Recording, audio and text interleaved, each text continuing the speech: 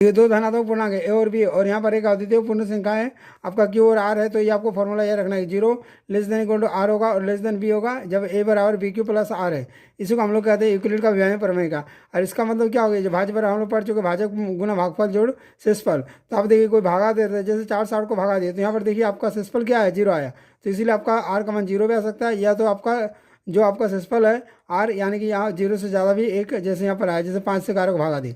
अब इसको देखिए हम लोग लिख सकते हैं कि 8 बराबर 4 गुना 2 जोड़ 0। तो यहाँ पर है 8 हो गया ए, यहाँ पर 4 जो है वो आपका बी का काम करेगा, 2 क्यू का काम करेगा, और आर आपका 0 का काम करेगा। अब देखिए यहाँ पर एचसीएम निकालते हैं, तो 135 और 225 का निकाले तो पहले देखिए 90 आया, फिर 90 से 135 का किया, 45 का किया तो 0 आया। तो इस तरीके से आप तीनों एस्टिमेट किए, और तीनों एस्टिमेट करने के बाद इसका एचसीएफ जो फाइनल होता है इसके दाईं ओर 45 है। तो ये आपका एचसीएफ इसका 45 आ गया। इसी को हम लोग इस प्रकार रूप में लिखेंगे यूक्लिड प्रमेय के रूप में, 225 को 135 गुना 1 प्लस 90, और इस तरीके